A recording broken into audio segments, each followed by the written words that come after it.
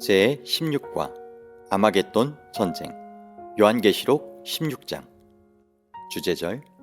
보라, 내가 도둑같이 오리니 누구든지 깨어 자기 옷을 지켜 벌거벗고 다니지 아니하며 자기의 부끄러움을 보이지 아니하는 자는 복이 있도다. 계시록 16장 15절 말씀. 시작하는 말. 지구상에 중요한 전쟁이 있을 때마다 아마겟돈의 경고가 있었다. 최초로 원자폭탄이 일본에 투하된 후 아마겟돈의 그림은 더욱 구체성을 띠게 되었다. 어느 날 모든 왕들이 아마겟돈이라는 곳에 모여 일대 결전을 벌이게 되고 대량 사륙과 함께 인류는 멸망할 것이라는 상상이다. 아마겟돈에 대해 서너 개의 다른 해석이 있다. 1. 많은 책과 소설과 영화는 아마겟돈을 지구 최후의 대전쟁으로 묘사하고 있다. 지구상에 있는 두 적대 세력의 싸움으로 지구가 멸망하는 지구 최후의 대전쟁이라는 것이다. 2. 한때 이슬람 세력인 터키와 기독교 국가 간의 대전쟁으로 보는 시각이 우세했었지만 맞지 않는 것으로 판명되었다. 3. 서점에 쏟아져 나오는 다수의 충동적인 종교서적은 아마겟돈 전쟁을 중동의 어느 지역에서 남진하는 러시아의 세력과 북진하는 아프리카의 세력, 그리고 미국과 유럽의 군사와 물밀듯이 쏟아져 들어오는 중국의 군사력이 함께 격돌하여 마침내 인류 최후의 날이 오는 것으로 설명하고 있다. 4. 또 하나의 견해는 아마겟돈 전쟁은 하나님과 악의 세력 사이에 벌어지는 마지막 대쟁투로 보는 것이다. 그것은 영적, 육적인 모든 싸움을 다 포함할 것이다. 정말 아마겟돈이란 그런 뜻인가? 요한계시록의 내용으로 돌아가서 탐구해 보기로 하자. 참고, 요한계시록 16장은 마지막 호소가 끝나고 이 세상에 7재앙이 쏟아지는 장면을 다루고 있다. 재앙은 출애굽 때 애굽에 내렸던 10재앙과 성격이 비슷하지만 그 대상은 광범위하여 만물에 다 미친다. 첫째 재앙은 땅에 쏟아지고, 둘째 재앙은 바다에 퍼부어진다. 셋째 재앙은 물들의 근원에 내리고, 넷째 재앙은 해에게 영향을 미친다. 다섯째 재앙은 짐승의 보좌를 치고, 여섯째 재앙은 유브라데 강물을 말리고, 개구리 같은 새 더러운 영이 출현하며 아마겟돈으로 왕들이 모여 전쟁이 벌어진다. 왕들이 모여 마지막 결전을 벌이는 아마겟돈 전쟁은 무엇인가? 그것은 정말 큰 강 유브라데스에서 벌어지는 지구의 마지막 3차 세계대전인가? 요한계시록 16장은 마지막 7재앙이 이 땅에 임하는 것을 기록한 중요한 장이다. 애굽의 10재앙이 역사적인 사실이었던 것처럼 7재앙도 실제로 일어날 일이다. 이것은 아직 미래에 있을 사건이기 때문에 우리 모두와 긴밀한 관계가 있다. 왜 7재앙이 임하게 되는가? 7재앙의 내용은 얼마나 심각한 것인가? 누가 7재앙을 당하게 되는가? 어떻게 하면 7재앙에서 살아남을 수 있는가 하는 문제들은 우리가 심각하게 연구해 보아야 할 시급한 문제이다. 7재앙이 시작되는 때는 그리스도의 중보 사업이 끝나고 은혜의 기간이 다한 후이다. 7천사, 7대접, 7재앙. 1. 성전에서 나온 음성은 7천사에게 무엇을 명하였는가? 또 내가 들으니 성전에서 큰 음성이 나서 7천사에게 말하되 너희는 가서 하나님의 진노의 7대접을 땅에 쏟으라 하더라. 계시록 16장 1절 말씀. 설명. 성전에서 나오는 큰 음성은 아마도 중보 사업을 마치신 대제사장, 즉 그리스도의 음성일 것이다. 이제 하나님의 오래 참으심이 끝났다. 오랫동안 펼쳐졌던 자비의 손길도 거두어졌다. 죄인의 용서를 위해 오랫동안 애소하던 그 음성도 멈추었다. 그리고 7재앙을 내릴 권세를 가진 천사들이 명령을 받고 7대접을 땅에 쏟았다. 7재앙은 7나팔과 비슷한 구조를 가지고 있다. 첫 번째부터 네 번째까지는 천연계에 내리는 재앙이며 후반부의 세 재앙은 악의 근원을 파괴하는 재앙이다. 간단히 도표로 비교해보면 다음과 같다. 첫째 나팔, 재앙, 땅. 둘째 나팔 재앙 바다. 셋째 나팔 재앙 강물. 넷째 나팔 재앙 해. 다섯째 나팔 재앙 어두워짐. 여섯째 나팔 재앙 유브라데. 일곱째 나팔 재앙 번개, 음성, 지진. 2. 첫째 재앙은 무엇인가?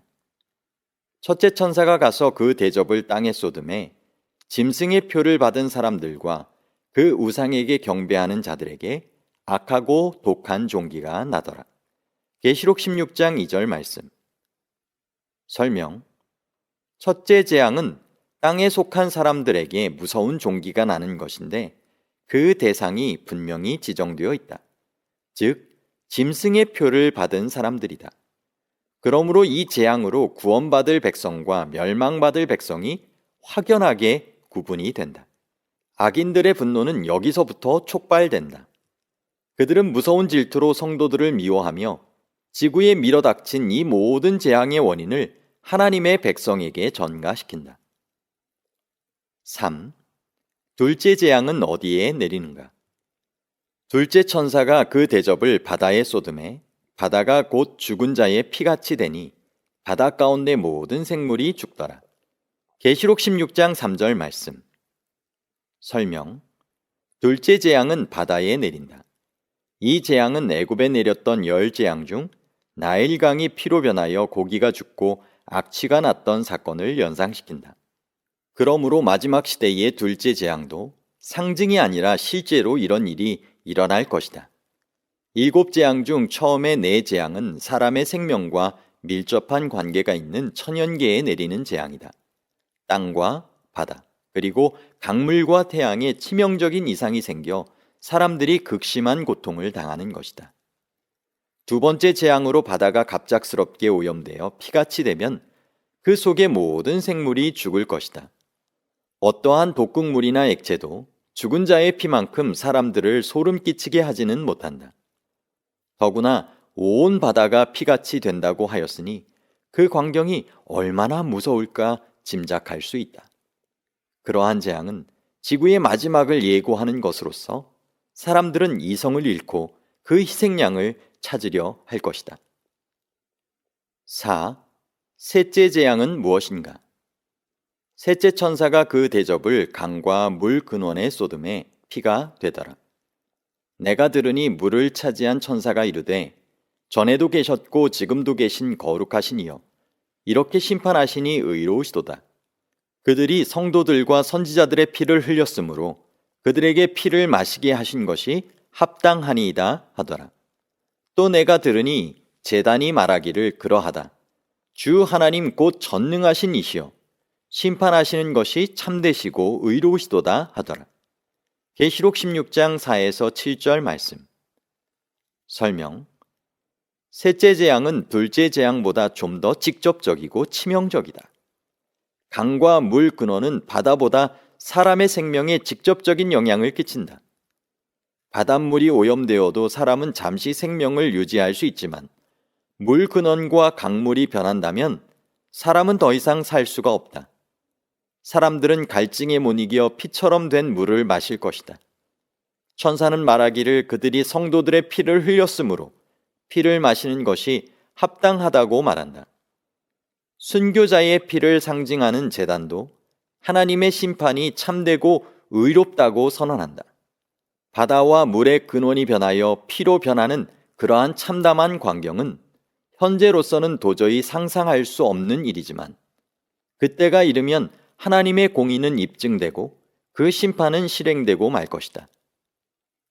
5. 넷째 재앙은 무엇인가? 넷째 천사가 그 대접을 해에 쏟음에 해가 권세를 받아 불로 사람들을 태우니 사람들이 크게 태움에 태워진지라.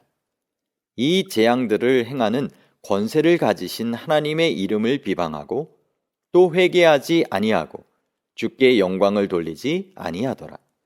계시록 16장 8에서 9절 말씀. 설명. 횟수가 거듭될수록 재앙은 점점 맹렬해 가고 고통의 도수가 더욱 증가한다. 짐승의 표를 받은 사람들은 악성 종기가 나고 심한 열을 발하며 갈증에 시달리지만 피비린내 나는 바다가 보일 뿐이며 악취가 나는 물 이외에는 마실 것이 없다. 이제 네 번째 재앙으로 태양이 극도의 뜨거운 열을 발하여 모든 것을 태워버릴 듯이 장렬한다. 그 결과로 극심한 가뭄과 기근이 임할 것이다. 그러나 그들은 회개하지 않고 오히려 미칠 듯이 하나님을 원망하며 저주한다. 6. 다섯째 재앙은 무엇인가? 또 다섯째 천사가 그 대접을 짐승의 왕좌에 쏟으니 그 나라가 곧 어두워지며 사람들이 아파서 자기 혀를 깨물고 아픈 것과 종기로 말미암아 하늘의 하나님을 비방하고 그들의 행위를 회개하지 아니하더라. 계시록 16장 10에서 11절 말씀. 설명. 넷째 재앙까지는 재앙이 땅, 바다, 강물, 해같이 천연계에 부어졌다. 그러나 다섯째는 다르다. 그 대상이 짐승의 보좌다. 악의 본부가 강탈을 당하는 것이다. 어두워진다는 것은 큰 혼란과 영적 암흑이 일어날 것을 상징한다. 첫째 재앙 때 생겨났던 종기가 더욱 극심해져서 사람들은 자기 혀를 깨물 지경이 된다. 그러나 그들은 하나님을 회방하고 저주할 뿐 회개하지는 않는다. 아마겟돈 전쟁. 여섯째 재앙은 유브라데 강물을 말리고 개구리 같은 새 더러운 영이 출현하며 아마겟돈으로 왕들이 모여 전쟁이 벌어진다.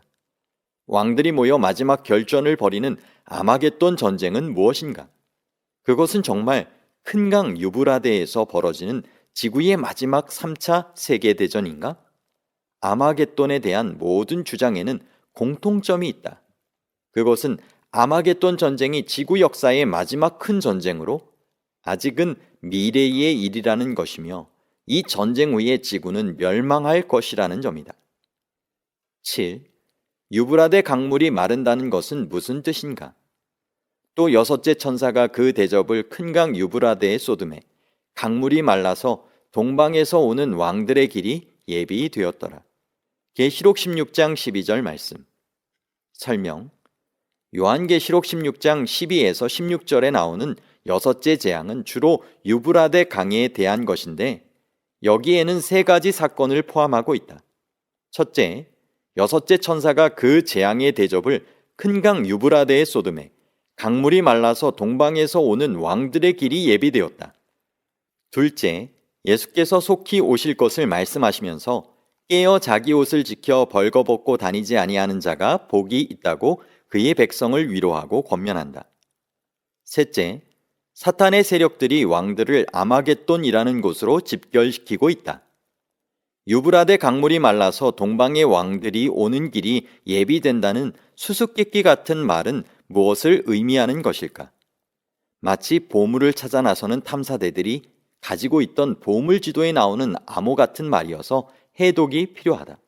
그러나 예언 해석의 법칙들을 차분하게 적용시켜 나가면 불가능하지도 않을 것이다.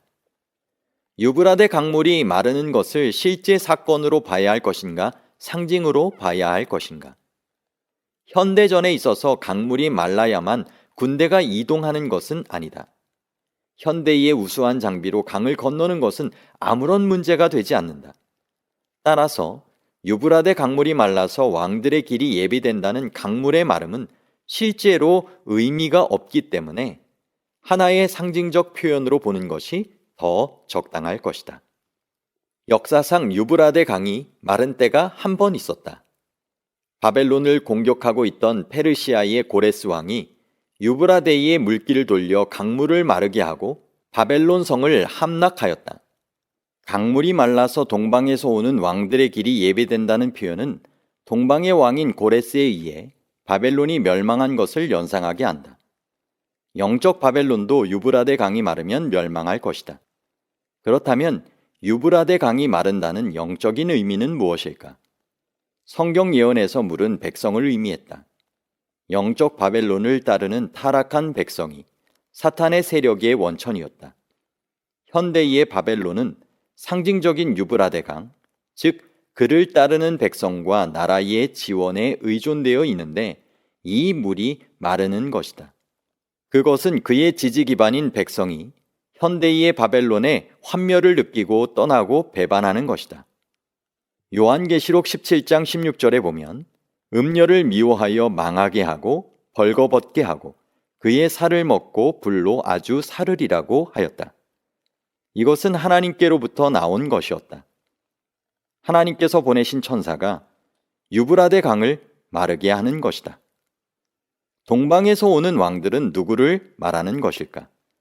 첫째는 단순히 지리적인 의미로 유브라데 강의 동쪽에 있는 나라들을 의미한다고 볼 수 있다. 그러나 강의 동쪽에 중요한 나라가 없고 또 유브라데 강을 상징적으로 생각한다면 동방에서 오는 왕들도 상징적으로 해석해야 할 것이다. 바벨론 멸망 당시 동방에서 온 왕은 고레스였다. 동쪽은 하나님의 보좌가 있는 곳을 상징하고 있다. 그러므로 유브라데 강이 마른 후 동방에서 오는 왕들은 아마도 재림하시는 그리스도와 그를 따르는 무리를 말할 것이다. 8. 새 더러운 영은 무엇을 말함인가?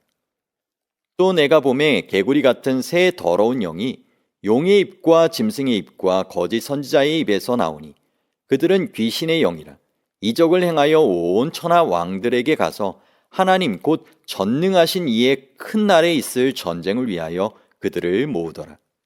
계시록 16장 13에서 14절 말씀. 설명.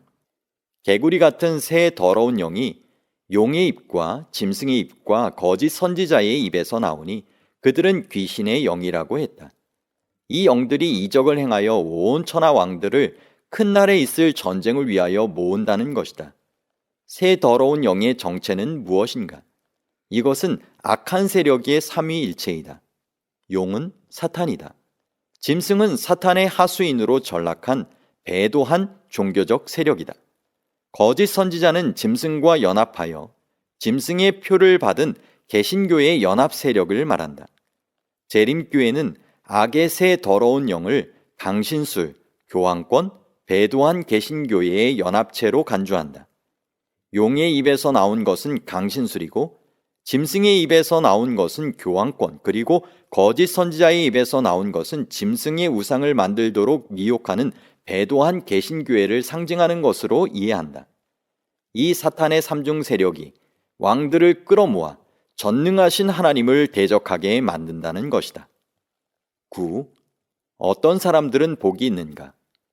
보라, 내가 도둑같이 오리니 누구든지 깨어 자기 옷을 지켜 벌거벗고 다니지 아니하며 자기의 부끄러움을 보이지 아니하는 자는 복이 있도다. 계시록 16장 15절 말씀. 설명. 도둑이 올 때를 누구도 예측할 수 없는 것처럼 재림의 시간도 아무도 모른다. 예수께서도 친히 말씀하시기를 그 날과 그때는 아무도 모르며 하늘의 천사들도 아들도 모르고 오직 아버지만 아신다고 하셨으며 때와 시기는 아버지께서 자기 권한에 두셨으니 너희가 알 바가 아니요 라고까지 말씀하셨다. 그렇게 아무도 모른다, 뜻밖의 시간이다라는 예측 불가능의 측면에서 도둑의 비유가 사용된 것이다. 왜 도둑이 오는 것이 뜻밖의 사건이 되는가? 첫째는 도둑이 밤중에 예기치 않게 오기 때문이며 둘째는 주인이 잠들어 있기 때문이다. 첫 번째 이유에 대해서는 우리가 아무것도 할 일이 없다. 그러나 두 번째 이유에 대해서는 우리가 할 수 있는 일이 있다. 즉, 깨어 있으면 되는 것이다. 그래서 바울은 다른 이들과 같이 자지 말고 오직 깨어 정신을 차릴지라고 간곡히 권면하고 있다. 이렇게 마지막 사건들이 벌어질 때 깨어 자기 옷을 지켜 벌거벗고 다니지 아니하며 자기의 부끄러움을 보이지 아니하는 자는 복이 있을 것이다. 10. 아마겟돈은 무엇인가? 새 영이 히브리어로 아마겟돈이라 하는 곳으로 왕들을 모으더라. 계시록 16장 16절 말씀. 설명. 새 더러운 영이 아마겟돈이라는 곳으로 왕들을 모았다고 했다는 것은 무슨 뜻인가? 아마겟돈은 도대체 어디인가? 여기서 문제가 되는 것은 아마겟돈이라는 지명이 실제로는 지구상에 존재하지 않는다는 사실이다. 헬라어와 히브리어 학자들은 요한이 이 말을 했을 때 그의 생각 속에 있던 히브리어 단어는 하르무기토, 즉 무기또의 산이었을 것이라는 견해를 내놓고 있다. 그러나 난점은 수억의 군사들이 어울려 지구 최후의 전투를 벌이기에는 산은 적당치 않다는 사실이다. 그러므로 우리는 아마겟돈이 실제로 전쟁이 일어나는 장소를 말하는 것이 아닐 것이라는 결론에 도달한다. 그렇다면 아마겟돈은 지구상의 어떤 특정한 장소가 아니라 드디어 마지막으로 벌어지는 선악간의 대쟁투를 대표하는 상징적 단어일 가능성이 많다. 그렇다면 사탄의 새 영이 아마겟돈으로 왕을 모은다는 것은 무엇을 상징하는 것일까? 성삼위일체가 하나님을 대표하듯이 새 영도 사탄을 대표한다. 사탄이 아마겟돈으로 왕들을 모으는 것이다. 왜 모으는가? 재림전 마지막으로 그의 세력을 총집결하여 하나님께 대적하려는 것이다. 최후의 일전을 준비하는 것이다. 그리하여 두 삼위일체 간의 싸움이 벌어지는 것이다. 이 마지막 영적 전투는 요한계시록 19장 11에서 21절에 더욱 자세히 묘사되어 있다. 그 눈은 불꽃 같고 그 머리에는 많은 관들을 쓰고 피 뿌린 옷을 입은 백마 탄자가 있고 하늘에 있는 군대들이 희고 깨끗한 세마포 옷을 입고 백마를 타고 그를 따랐다. 그때 짐승과 땅의 임금들과 그들의 군대들이 모여 그 말탄 자와 그의 군대와 더불어 전쟁을 일으키다가 짐승이 잡히고 그 앞에서 표적을 행하던 거짓 선지자도 함께 잡혔으니 이 둘이 산채로 유황불 붙는 못에 던지었다. 10일 일곱째 재앙이 내릴 때 무슨 일이 일어났는가? 일곱째 천사가 그 대접을 공중에 쏟음에 큰 음성이 성전에서 보좌로부터 나서 이르되 되었다 하시니 번개와 음성들과 우레소리가 있고 또 큰 지진이 있어 얼마나 큰지 사람이 땅에 있어온 이래로 이같이 큰 지진이 없었더라. 계시록 16장 17에서 18절 말씀. 설명. 일곱째가 그 대접을 공기 가운데 쏟았다는 것은 그 재앙이 전 세상에 미칠 것임을 말하고 있다. 공기는 이 세상 어디에나 있기 때문이다. 큰 음성이 성전에서 보좌로부터 나왔다. 이 구절로 보면 보좌는 하늘 성전에 있으며 보좌가 곧 하늘 성전의 중심이라는 유추가 가능해진다. 그러므로 보좌에서 나온 이 큰 음성은 당연히 하나님의 음성일 것이다. 되었다라는 말은 헬라어 게고넨으로 다 이루어지고 끝난 것을 뜻한다. 이제 은혜의 시기는 끝났다. 하나님의 오래 참으심도 끝났다. 이제는 악의 세력에 대한 맹렬한 진노와 심판이 남아있을 뿐이다. 보좌로부터 나오는 큰 음성은 천지를 진동시키는 뇌성과 함께 역사상 유례를 찾을 길 없는 큰 지진을 일으킨다. 이것은 문자 그대로 세상의 종말을 의미하기도 하지만 새 더러운 영의 부름으로 아마겟돈에 모인 왕들의 세력을 산산이 깨트려버리는 하나님의 진노의 상징이기도 하다. 이것은 바로 큰 바벨론의 파멸을 가져오고 사탄의 삼중 세력은 무너지고 만다. 바벨론의 멸망. 12. 하나님의 음성과 큰 지진으로 바벨론은 어떻게 되는가?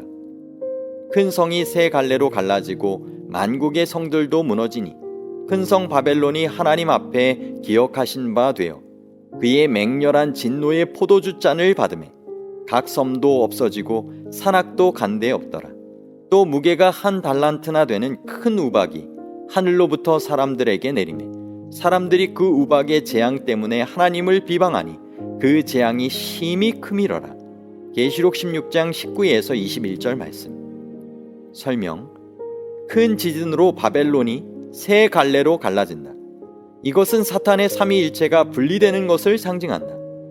바벨론은 요한계시록 16장 13절에 나오는 것처럼 용과 짐승과 거짓 선지자로 이루어져 있다.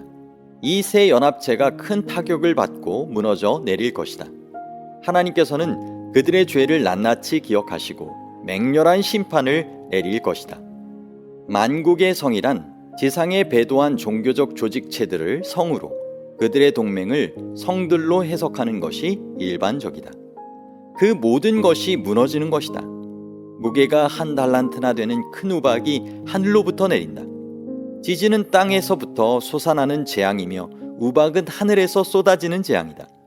인간의 모든 물질적인 것들과 자랑스러운 건축물들이 한순간에 무너져 버릴 것이다. 그러나 이 무서운 하나님의 진노를 보면서도 악인들은 회개하지 않는다. 오히려 하나님을 원망하고 증오할 것이다. 명상할 문제. 아마겟돈 전쟁은 지구의 최후를 가져올 실제적인 전쟁이라는 의미보다는 선과 악의 영적인 전쟁으로 보는 것이 더 합리적이다. 아마겟돈 전쟁은 지구 종말 직전 악의 세력이 최후의 발악을 하는 대전쟁이기 때문에 지구는 일대 혼란에 빠지고 그 고통은 극심할 것이다. 그날의 나는 어떻게 해야 되는 것일까? 이것은 나와 내 가족의 구원이 달린 문제이기 때문에 결코 무관심해서는 안 되는 문제이다. 요한계시록 여기저기에 그 해답이 이미 나와 있다. 이제 우리의 결단만 남아있는 것이다. 한 가지 분명한 것은 종교적 혼합체인 바벨론에서 나와서 짐승의 표를 받지 않아야 한다는 것이다.